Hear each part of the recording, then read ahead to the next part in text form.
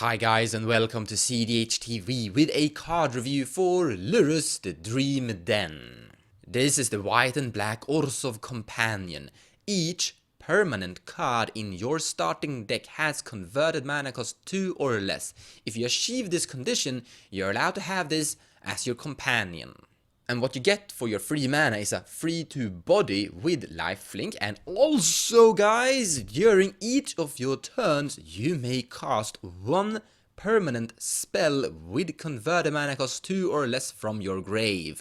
This is actually a deck construction criteria we could easily achieve with cEDH decks, and I would like to remind you that you're allowed to play instant and sorceries above cEDH. You could play Ad Nauseam with this thing. And you can even play Dark Confidant with the cEDH too. So now you already have two cards that really like having a low cEDH cost inside your deck. So I think we could really get something together here with this as your companion. And we also have a bunch of things we could reanimate from the graveyard, such as Lion's Eye Diamond and Lotus Petal. So in the end, Lurrus is granting us some form of card draw or card production value, being able to reanimate things from the grave. This is also a good way to rebuild your combo plan A of some sort. So everything kinda looks busted and broken already. There's one really big problem though. Which commanders are actually gonna be allowed to play this thing? I was actually wrong about this before. Apparently, commanders are being part of your starting deck, even though they actually begin the game outside the deck. That means that they have to be part of the criteria the companion is demanding. And that means that Tymna can't play this. Tymna has a converted mana cost of 3, so she's above the criteria. Thrasius could be part of the deck, but Thrasius doesn't have the color identities for it, so you have to have another partner commander that is giving you the color of white and black, and that partner commander doesn't exist. Otherwise, the partner combination TNT could easily auto-include this. I mean, both Isochron Scepter and Thassa's Oracle are on a CMC of 2. And these two monsters doesn't need more upgrades. I'm suddenly kinda happy that the commanders are considered being part of your starting deck to make this impossible. These two doesn't need more upgrades, guys. I am a little bit sad this isn't possible though. I mean, Akiri Thrasius makes a decent deck, but it's not equal to the same power level as the other really high up there commander decks. So in the end, I actually wish currently that Lurrus had the colored ended of Boros instead of Orzhov. I actually think this would be a really cool deck if this was legal. Oh well, can't happen.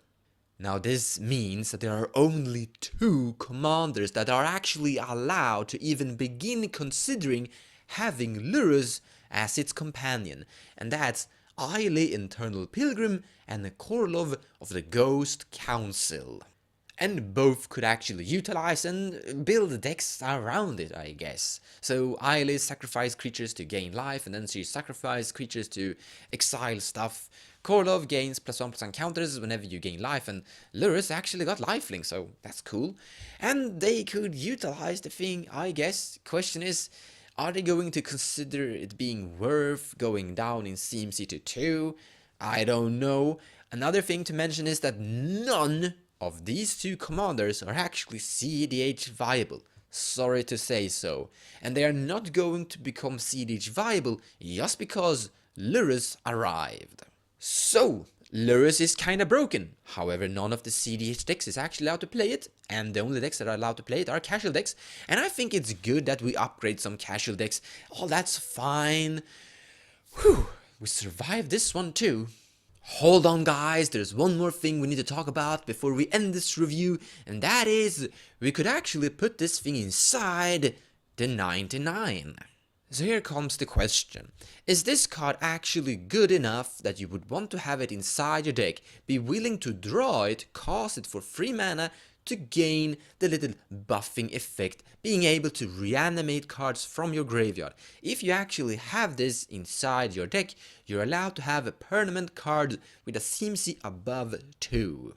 And that means that you could recast, for example, Mystic Remora whenever you don't feel like you have enough mana to pay for the cumulative upkeep cost. The same thing with Dockside Extortionist. You could chunk block with it, or it could die in some various way, and you could recast it from your grave. That's great!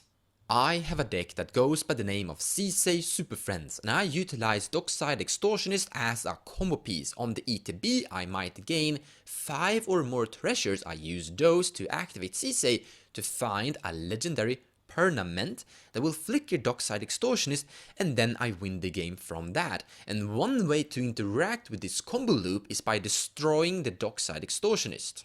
Lurrus is legendary. cEDH could tutor and find it, and with that I could rebuild immediately and start all over again, recasting Dockside from my grave. Currently I use Alesha who smiles at death. It's a legendary creature that you can attack with to reanimate creatures with power 2 or less, so I can reanimate the Dockside with this. However, I think Lurrus is a straight up upgrade. You see, Alesha won't be able to attack until the next turn. But with Lurrus, you're able to cast the Dockside on the same turn you find Lurrus. Also, Lurrus will function with other cards besides creatures. And this example is basically how you should look at Lurrus. Are you looking for a card that will help you rebuild, give you some value along the way, and are you fine with paying 3 mana in Orzhov for this effect? I actually think there's a lot of different cEDH decks out there that could actually start considering playing this inside the 99.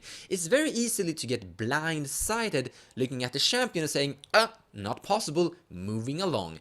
But then you forget that you could actually just put it inside a deck.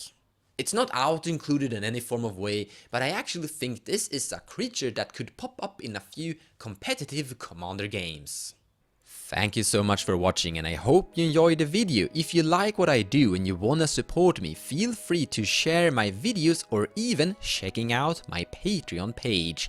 Also, purchasing cards from the TCG Players website using the affiliate link in the description below of the video will also help the channel grow. So a big thank you to all of you.